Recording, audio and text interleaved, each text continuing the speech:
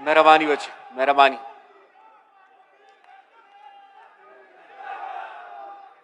بسم اللہ الرحمن الرحیم. اسٹیج پہ تشریف فرما. مہربانی مہربانی مہربانی مہربانی.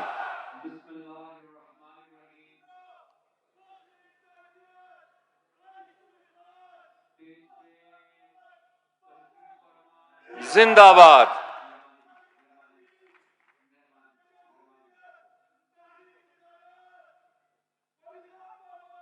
زندہ باد.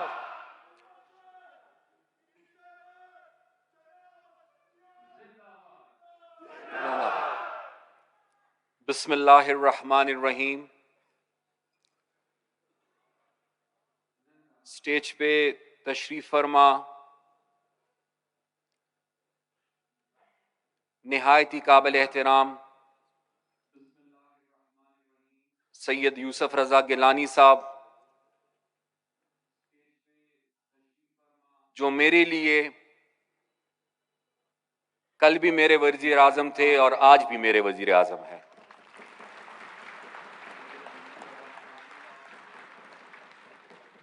نہایت ہی قابل احترام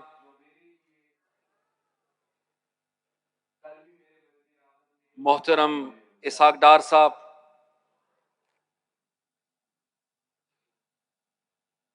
جو آج کل میرے خیال سے اپنی پورے پولیٹیکل کریئر کے سب سے کرٹیکل مرحلے سے گزر رہے ہیں.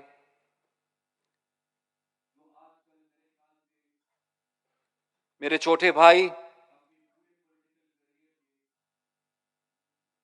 پختونخوا کے صوبائی صدر ایمل ولی خان صاحب، جو صرف میرے چھوٹے بھائی ہی نہیں ہیں، پختونخوا کے صوبائی صدر ہی نہیں ہے، بلکہ وہ ولی باغ کے وارث ہے. اور اس حوالے سے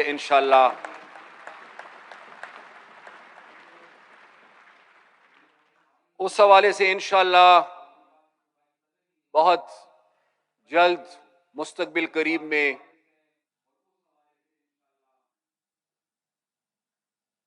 میری خواہش اور آپ کی خواہش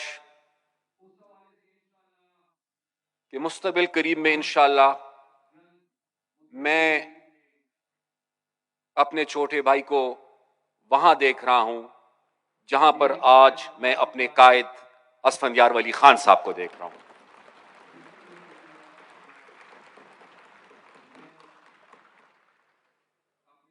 معزز خواتین و حضرات، سب سے پہلے تو میں عوامی نیشنل پارٹی کی طرف سے اور اپنے خاندان کی طرف سے بے حد مشکور ہوں آپ سب کا، بالخصوص اپنے مہمانوں کا. پچھلے 2 دنوں سے اس ملک کی جو پولیٹیکل لیڈرشپ ہے، جو دانشور ہیں، جو میڈیا کے دوست اور ساتھی ہیں، جو انٹلیکچوئلز ہیں، جنہوں نے یہاں پر آ کر نمائندگی کی اور بادشاہ خان ولی خان اینڈ 21st سینچری کے سیمینار میں وہ شریک ہوئے، میں ان سب کا شکریہ ادا کرنا چاہوں گا. اور ان کے ساتھ ساتھ اپنے چھوٹے بھائی اور جتنے بھی آرگنائزرز ہیں اور منتظمین ہیں اس کانفرنس کے، ان کا صرف شکریہ ادا نہیں کروں گا بلکہ ان کو خراج تحسین پیش کرنا چاہوں گا اس کامیاب کوشش کے لیے جو انہوں نے کی ہے.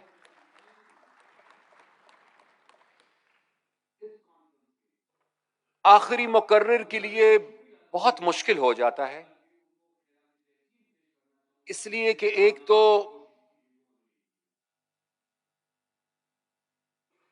جتنی بھی حاضرین ہوتے ہیں انہوں نے بہت انتظار کیا ہوتا ہے صبح سے لے کر شام تک، اور پھر آخری مقرر سے پہلے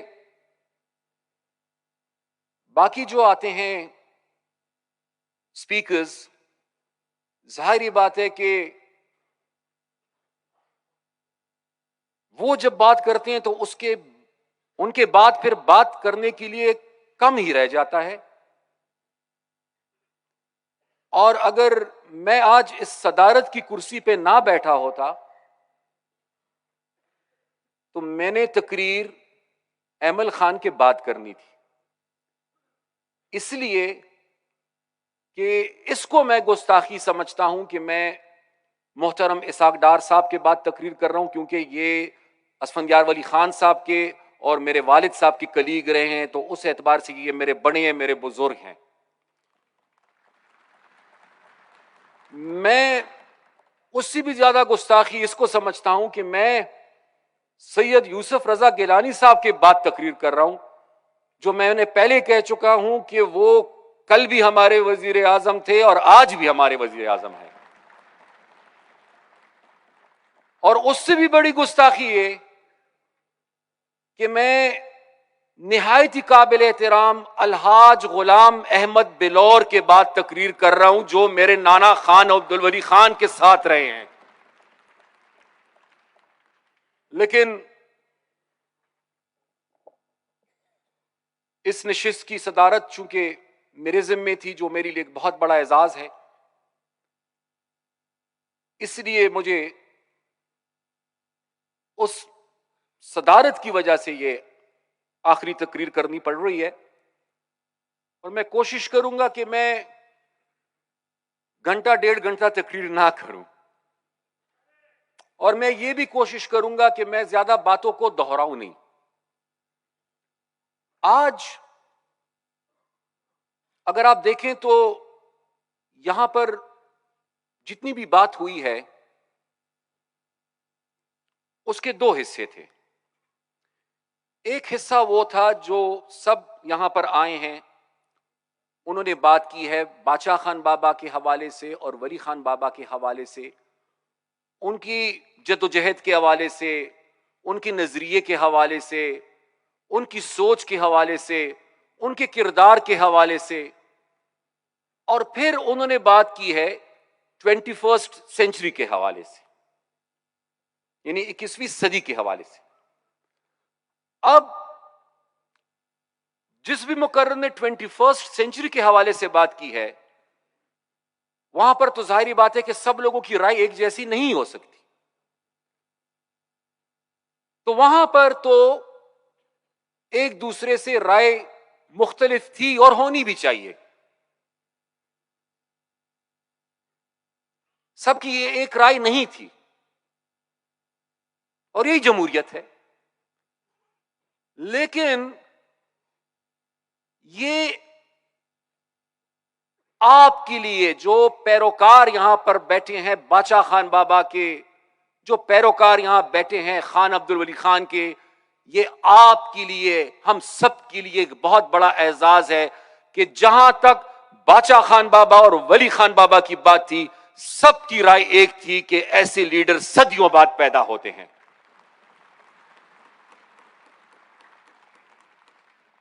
اور شاید ہی میرے خیال سے ایسی لیڈرشپ ہوگی جس پر یہ متفقہ رائے ہو. یہ جہاں پر ہمارے لیے ایک بہت بڑا اعزاز ہے،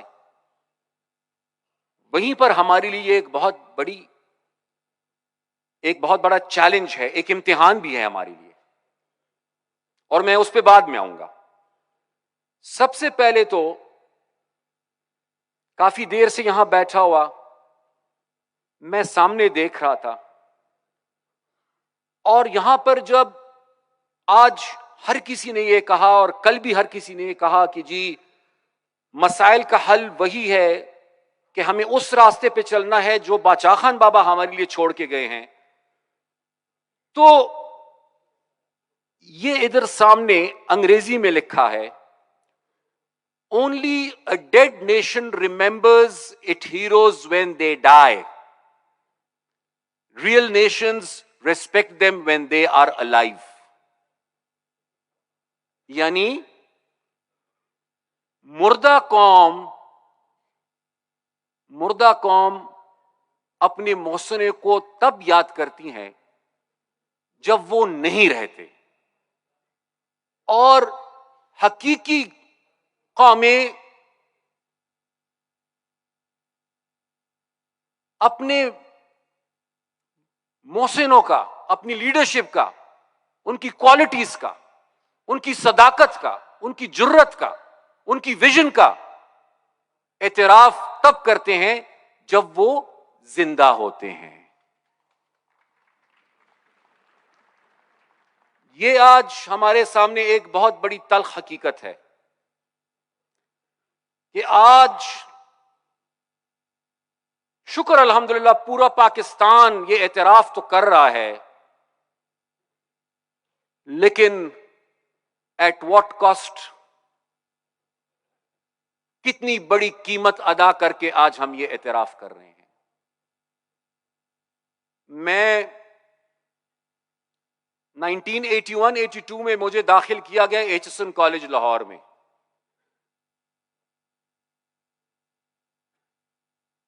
اور جب میں ایچسن کالج میں داخل ہوا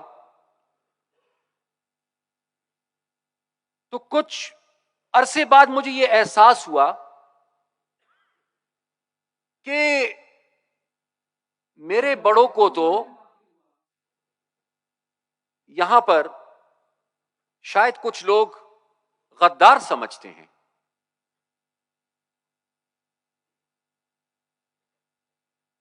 کچھ عرصے بعد مجھے یہ پتا چلا کہ میرے بزرگوں کے حوالے سے اور میرے بڑوں کے حوالے سے تو یہاں پر حقائق کا کسی کو پتہ ہی نہیں ہے. ایچسن میں سیاست نہیں ہوا کرتی تھی, لیکن سٹوڈنٹس آپس میں ڈسکشن ضرور کیا کرتے تھے. اور یہ 1982 کی میں بات کر رہا ہوں, اور سامنے میں ایمل ولی خان کے دادا اور اپنے نانا خان عبدالولی خان کا کچھ کہا ہوا پڑھ رہا ہوں, جو پھر سے انگریزی میں ہے, اور وہ یہ ہے کہ I have been a Pashtun for 6,000 years, a Muslim for 1,300 years, and Alhamdulillah a Pakistani for 25 years. 25 years اس لیے کہ یہ بات انہوں نے کہی تھی 1972 میں. تو آج بھی شاید نہیں بلکہ یقینی طور پر ہے کچھ ایسے مہربان جو یہ سوچتے ہیں اور یہ سمجھتے ہیں کہ ہم پاکستانی ہیں کہ نہیں ہیں, ہم پاکستان کے وفادار ہیں کہ نہیں ہیں, ہم اس ملک کے خیر خواہ ہے کہ نہیں ہے. تو آج بھی ان نادانوں کو میں وہی بات کہوں گا کہ بالکل اس میں کوئی شک نہیں ہے کہ since the last 72 years I am a Pakistani, but please remember since the last so many thousand years I am also a Pushtun.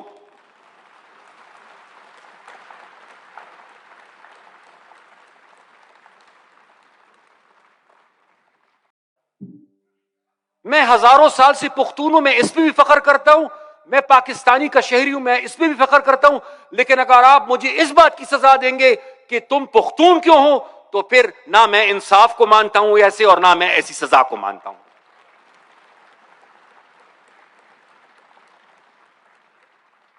اور میرے خیال سے شاید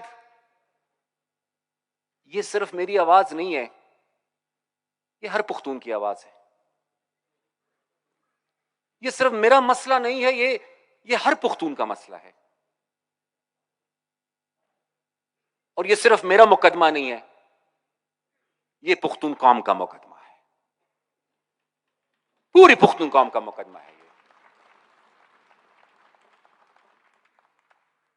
یہاں پر آج بڑی اہم باتیں ہوئی ہیں اور بہت ساری تجاویز بھی سامنے آئی ہیں. اسحاق ڈار صاحب نے بات کی میثاق جمہوریت کے حوالے سے.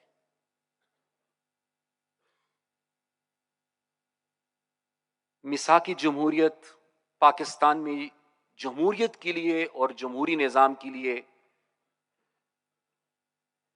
بہت ہی اہم تھا اور ضروری بھی تھا. اور میثاق جمہوریت کے ذریعے کافی کچھ حاصل بھی کیا گیا. لیکن آج محترم اسحاق ڈار صاحب اور محترم یوسف رضا گیلانی صاحب تشریف فرما ہیں.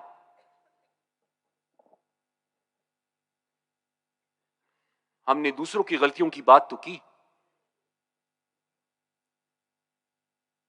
لیکن کیا اپنی غلطیوں پہ ہم کچھ نہیں کہیں گے؟ آیا اس میثاق کے بعد بھی کم یا زیادہ لیکن کچھ غلطیاں ہم سے نہیں ہوئی؟ آیا اس میثاق کے بعد بھی کچھ چیزوں پر جو عمل کرنا تھا وہ نہیں کیا گیا؟ یہاں پر بار بار یہ کہا گیا کہ جی اسٹیبلشمنٹ اسٹیبلشمنٹ اسٹیبلشمنٹ. شکر ہے آج کوئی اور بھی یہ کہہ رہا ہے کہ اسٹیبلشمنٹ. پہلے تو صرف یہی کہتے تھے کہ اسٹیبلشمنٹ.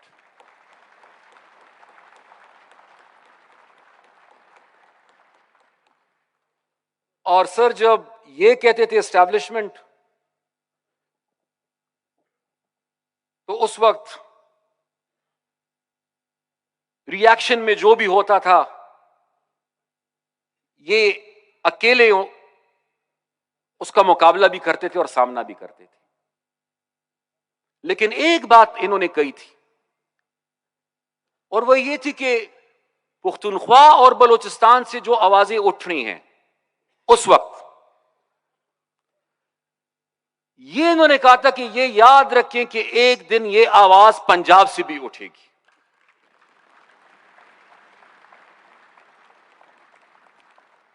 اور ڈار صاحب یہ اعزاز آپ کو حاصل ہے کہ پنجاب سے جب وہ آواز اٹھی تو وہ آواز میاں محمد نواز شریف کے شکل میں اٹھی. اب طے یہ کرنا ہے کہ ہم نے لڑنا ہے یا مسئلے کو حل کرنا ہے. اور صرف ہم نے یہ طے نہیں کرنا، اسٹیبلشمنٹ نے بھی یہ طے کرنا ہے کہ انہوں نے لڑنا ہے یا مسئلے کو حل کرنا ہے. میرے خیال سے دونوں طرف سے کوئی بھی لڑے گا تو شاید مسئلہ حل نہیں ہوگا.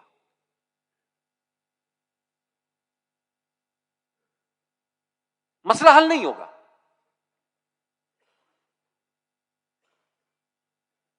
ہم یہ تسلیم کر رہے ہیں کہ اسٹیبلشمنٹ نے پولیٹیکل پارٹیز کو استعمال کیا، یہ ایک تلخ حقیقت ہے. یہ انہوں نے غلط کیا، اس ملک کے ساتھ زیادتی کی، جمہوریت کے ساتھ کھلواڑ کیا. لیکن ہم کیوں استعمال ہوئے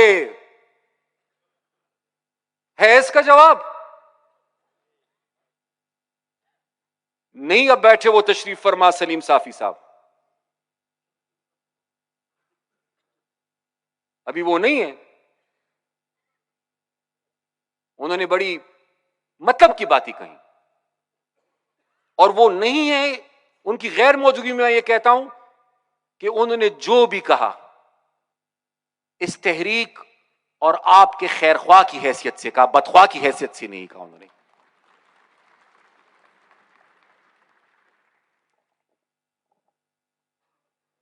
اگر عدلیہ یہ سمجھتی ہے کہ آئین نے ان کو جو گنجائش دی ہے وہ ناکافی ہے تو کھل کے بات کریں، بتائیں ان کو اور کتنی گنجائش چاہیے. اگر اسٹیبلشمنٹ یہ سمجھتی ہے کہ آئین میں جو ان کا کردار ہے یا جو ان کے اختیار ہے وہ ناکافی ہے تو کھل کے بات کریں نا، بتائیں کیا مسئلہ ہے، کس چیز کی کمی ہے، کون سا وہ اختیار ہے جو ان کو چاہیے اور ان کے پاس نہیں ہے.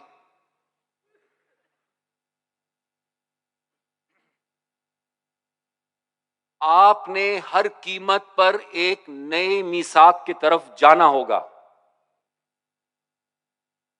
بے شک بنیاد اس کی وہی ہوگی جو پہلے رکھی گئی ہے، لیکن آپ کو ایک نئی میثاق کی طرف جانا ہوگا. ایک نئے کانٹریکٹ کی آپ کو ضرورت ہے، اس ملک کو ضرورت ہے. یہ سٹیبلٹی اس کے بغیر بالکل نہیں آئے گی. یہ سٹیبلٹی تبھی آئے گی جب سٹیک ہولڈرز بیٹھیں گے اور اپنا نہیں سوچیں گے، اس ملک کا سوچیں گے، اس دھرتی کا سوچیں گے، تبھی یہ سٹیبلٹی آئے گی اس ملک کے اندر. اور وہ دن گئے جب فیصلے کوئی اور کرتا تھا اور ملبہ سیاستدانوں پہ صرف گرتا تھا. وہ دن گئے. اب ملبہ سیاستدانوں پہ بھی گرتا ہے، ابھی بھی گرتا ہے، لیکن اب ان کو بھی یہ احساس ہونا چاہیے کہ وہ ملبہ سیاستدانوں سے زیادہ ان پہ گر رہا ہے. کیا وہ یہ ملبہ اٹھانے کے لیے تیار ہیں؟ کیا اس سے اس ادارے کی کوئی نیک نامی ہو رہی ہے؟ کیا اس سے وہ ادارہ مضبوط ہو رہا ہے؟ کیا اس سے یہ ملک مضبوط ہو رہا ہے؟ نہیں ہو رہا، نہیں ہو رہا. جتنی جلدی یہ بات سمجھ میں آ جائے اتنا بہتر ہے، کیونکہ ایک چیز تو طے ہے. میرے قابل احترام مشر حاجی بلور صاحب نے اپنے الیکشن کا ذکر کیا سر، کہ مجھے اتنے ووٹ پڑے پہلے الیکشن میں اور پھر بائی الیکشن میں مجھے اتنے ووٹ پڑے. انہوں نے وہ ڈفرنس بھی بتا دیا. پھر اب مسئلہ یہی ہے کہ اگر صرف پاکستانی شہری ووٹ ڈالیں اور ان کے ووٹ کو کاؤنٹ کیا جائے اور اس بنیاد پہ یہ فیصلہ ہو کہ کون جیتا اور کون ہارا، تو اے این پی کل بھی ایسے میدان کے لیے تیار تھی، اے این پی آج بھی ایسے میدان کے لیے تیار ہے. لیکن اگر 5 بجے تک پاکستان کے شہری ووٹ پول کرتے ہیں اور 5 بجے کے بعد پھر پاکستان کے جنات ووٹ پول کرنا شروع کر دیتے ہیں، تو اس کا کیا نتیجہ نکلے گا؟ اس کا نتیجہ بھی نکلا.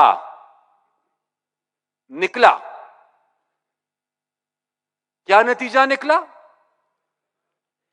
عمران نکلا.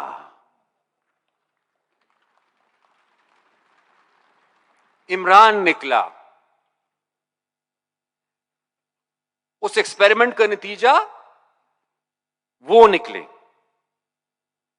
تو پھر میں پوچھنا چاہوں گا، اگر گستاخی نہ ہو، کہ یہ تجربہ کر کے کیا حاصل کیا؟ کیا ملا؟ 4 سال بعد یہ احساس ہوا کہ مزید ان کا گن صاف نہیں کرنا. 4 سال بعد احساس ہوا کہ مزید اس کو نہیں بچانا. 4 سال بعد یہ احساس ہوا کہ پاکستان تباہی کی طرف جا رہا ہے. آج تنقید کرتے ہیں لوگ اسحاق ڈار صاحب پہ وزیر خزانہ کی حیثیت سے ٹھیک ہے، ہم جواب دہ ہیں، تنقید بھی ہوتی ہے اور تنقید برداشت بھی کرنی چاہیے، لیکن پہلے یہ حساب کتاب تو کر لیں کہ یہ کیسا پاکستان اور کیسی معیشت چھوڑ کے گئے تھے جب ان کو زبردستی ایک سازش کے تحت نکالا گیا تھا،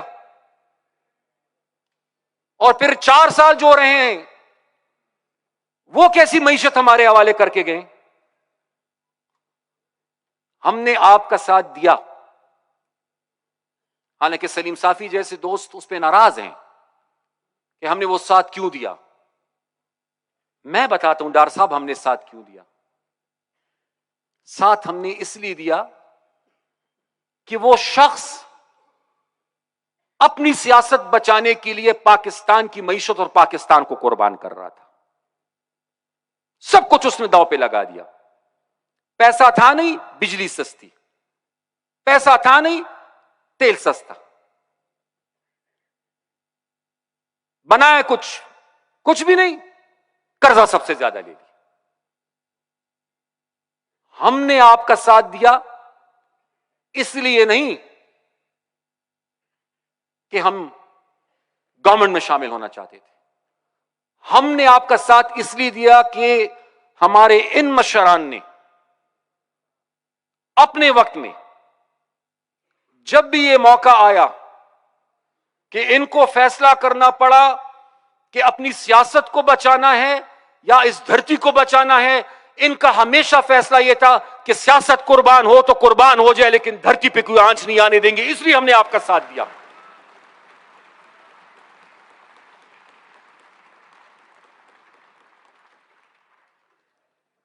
اب آپ نے بچانا ہے معیشت کو،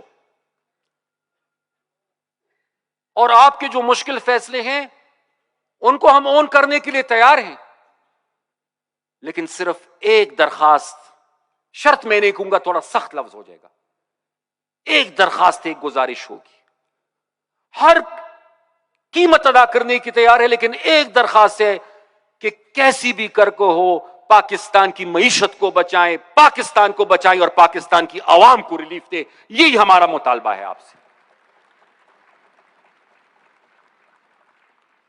آپ کے پاس آپشنز بہت محدود ہیں، آپ اگر آئی ایم ایف کے پاس نہیں جاتے تو آپ کسی دوسری طرف جاتے ہیں، اگر آئی ایم ایف کی وجہ سے مہنگائی میں 20% مزید اضافہ ہوتا ہے تو دوسری طرف جانے سے خدا نہ خواستہ 60-70% پہ جاتے ہیں۔ اگر میں بہت کھل کے کہوں، میں کوئی فائنینشیل وزٹ تو نہیں ہوں، لیکن basically it's a choice between going to the I M F and default, یہی ہے۔ دا دی بوس فیصلہ کئی یو خواہ مرگ دے بل خواہ تبا دا، ڈیفالٹ مرگ دے اور تبا آئی ایم ایف تے نو استبے تگاڑ لگ دی۔ یہ میں نے پھر ان کو پشتوں میں سمجھانے کی کوشش کی ہے۔ یہ حالات ہیں اس وقت، اس لیے آج لوگوں کی شاید ترجیح یہ ہوگی کہ جی الیکشن اپریل میں ہو جائے،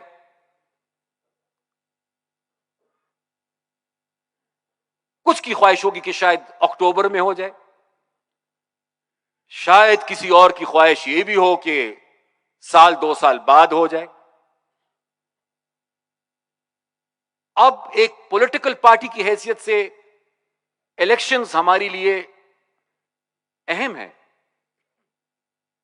ہم الیکشنز کے پروسیس سے باہر تو نہیں رہ سکتے، لیکن اس وقت وہ تمام پولیٹیکل پارٹیز جو یہاں پہ تشریف فرما ہے، جن کی نمائندگی یہاں پر ہے، عوامی نیشنل پارٹی کی طرف سے آپ سب کو ایک ریکویسٹ ہے، الیکشنز ہو جائیں گے، آج نہیں تو کل ہو جائیں گے، کل نہیں تو پرسوں ہو جائیں گے، اور الیکشنز ہونی بھی چاہیے، لیکن اس وقت شاید الیکشن سے زیادہ کون مرکز میں حکومت بنائے گا، کون صوبوں میں حکومت بنائے گا، کون اپوزیشن میں ہوگا، کون گورنمنٹ میں ہوگا، ان سب سے زیادہ امپورٹنٹ ایشو یہ ہے کہ کون اس ملک کو بچائے گا, کون پاکستان کو بچائے گا. یہ سب سے امپورٹنٹ ہے.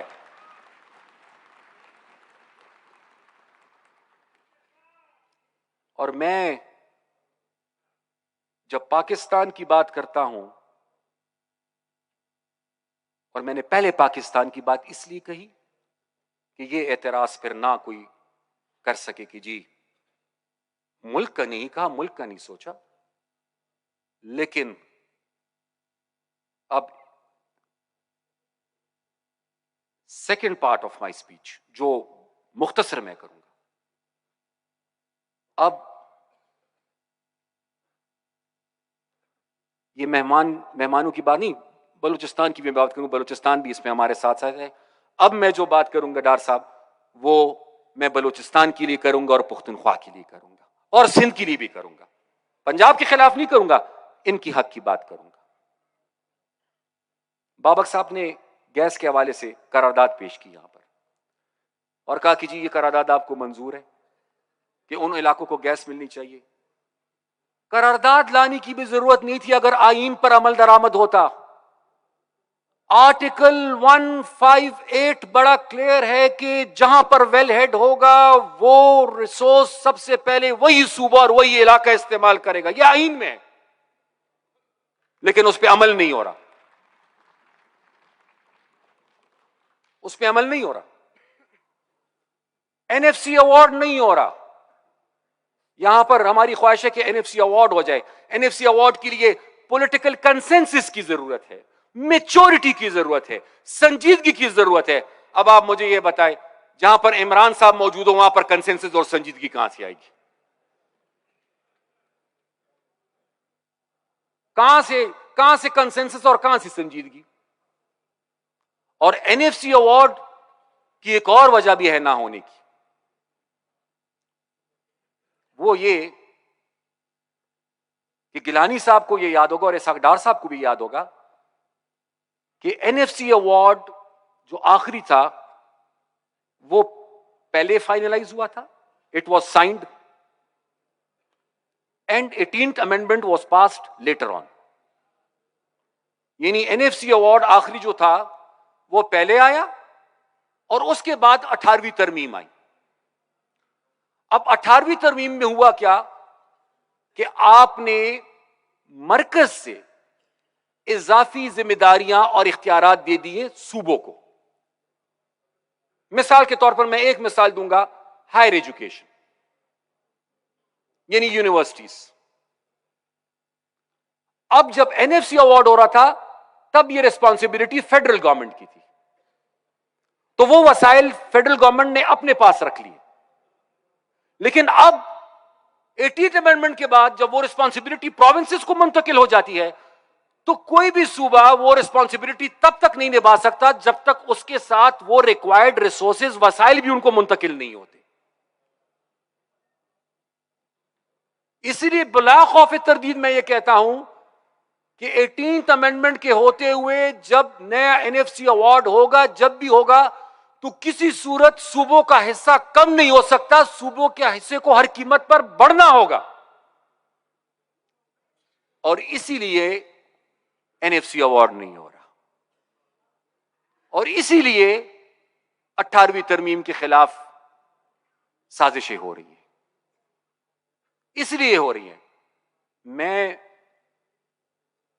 صاحب سر بے حد مشکور ہوں کہ آپ نے پختونخوا کا حق جو ان 5 سالوں میں پختونخوا کو دیا, میں مشکور ہوں. حالانکہ آپ نے کہا کہ آپ کو کسی نے مس گائیڈ بھی کیا کہ ان کو اتنے زیادہ پیسے نہ دے, پتہ نہیں یہ کیا کریں گے.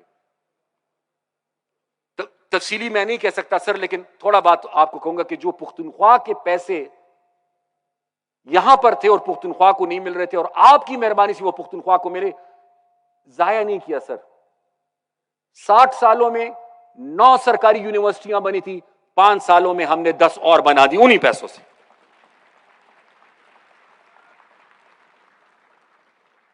25, 30, 40 سالوں میں صرف 74 گرل کالجز پورے پختونخوا میں بنے تھے, 5 سالوں میں ہم نے 74 گرل کالجز اور بنائے سر. سرکاری اسکول کے بچے جو وسائل سے محروم رہتے ہیں, ان کی پوزیشن ہولڈرز کے لیے ہم اسکالرشپ سکیمز لے کر آئے, ماہانہ 20,000 30,000 روپے ان اسکول کے بچوں کو دیتے تھے تاکہ وہ اعلیٰ تعلیم اپنی جاری رکھ سکیں. بے روزگاروں کے لیے باچا خان روزگار سکیم لے کر آئے, اینڈ ڈار صاحب ٹوٹلی انٹرسٹ فری لونز, سود سے پاک قرضے. خیبر پختونخوا کے اپنی بجلی کے منصوبے لائے, 2100 میگا واٹ, 24 منصوبے.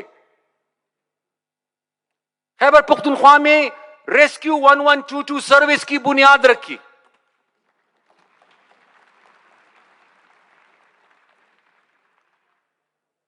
اور بہت سارے اور منصوبے سر. لیکن یہ وقت جو ہے, اب چونکہ جب زیادہ ہوتا ہے تو خوشی خوشی ہر کوئی کھا لیتا ہے, جب کم پڑ جاتا ہے تو پھر ناراضگیاں شروع ہو جاتی ہے. اس وقت کم ہے, اس وقت کمی ہے. اب میرے بھائی ایمل ولی خان صاحب نے جو بات کہی, ہم یہ نہیں کہتے کہ کوئی اور بھوکا سو جائے, ان کو بھی اپنے حصے کی روٹی ملنی چاہیے, لیکن کسی اور کے لیے یہ قوم بھوکی نہیں سو سکتی. ہم یہ گزارش کرنا چاہتے ہیں. اب ان حالات میں ہمیں ان معاملات کو طے کرنا ہوگا. اور کنکلوڈ کرتے ہوئے سر میں یہ کہوں گا کہ جس طرح میں نے پہلے گزارش کی کہ ایک ہے ہمارا جمہوری نظام اور ایک ہے ہماری معیشت. شہباز شریف صاحب کا مذاق اڑایا ان لوگوں نے جب انہوں نے بات کی مساکی معیشت کی. مساکی معیشت کے بغیر آپ کے پاس راستہ اور کون سا ہے؟ آپ کو پتہ ہے ڈار صاحب کی کچھ فیصلے ایسے ہوتے ہیں جو لانگ ٹرم ہوتے ہیں, کچھ پلانز ایسے ہوتے ہیں کہ جن کو 10 15 20 سال چاہیے ہوتے ہیں. اسی سمت میں آپ کو چلنا پڑتا ہے. جب ایک حکومت جا کر دوسری حکومت کی اس صحیح سمت کو بھی ختم کرے گی تو آگے ہم کیسے جائیں گے؟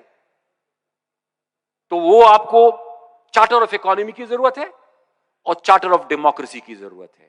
اینڈ لاسٹلی سر, لاسٹلی میری دھرتی پر ایک بار پھر میرا وجود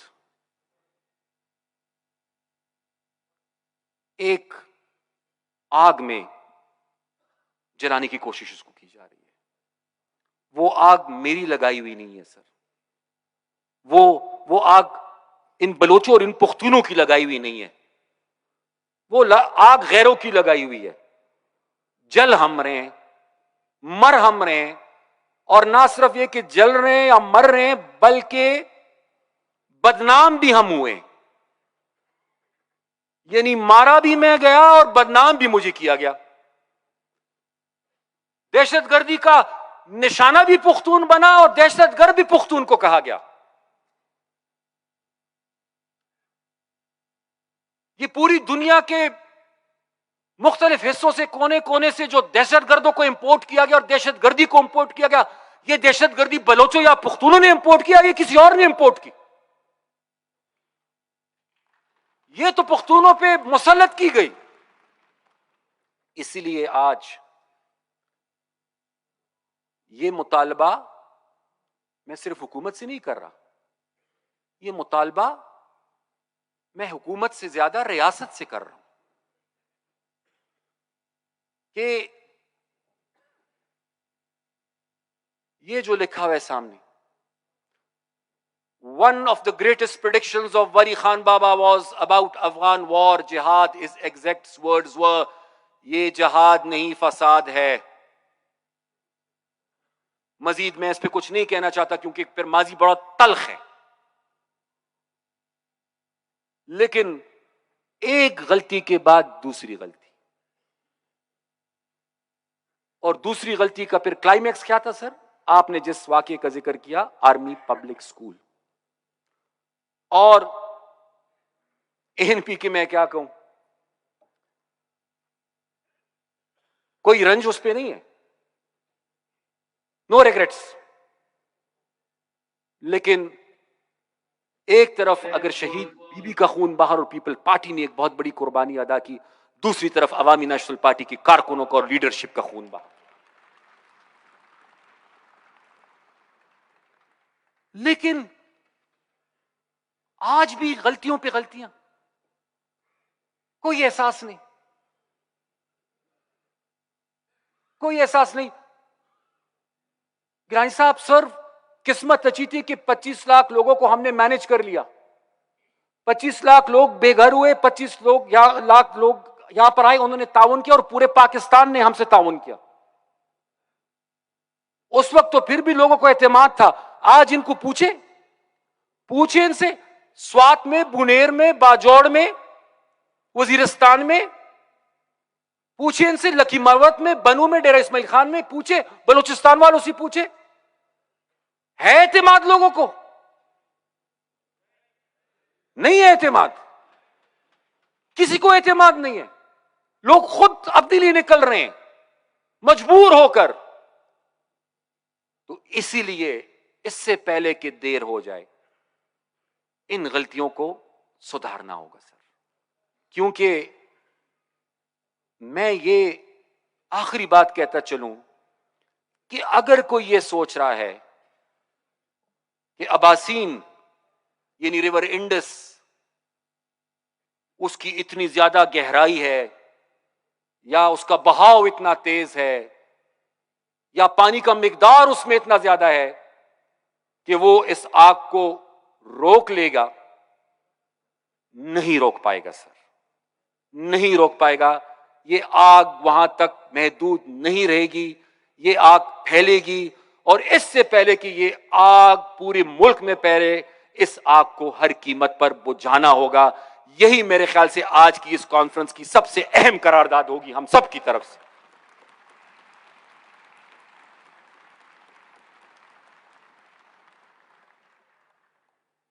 میں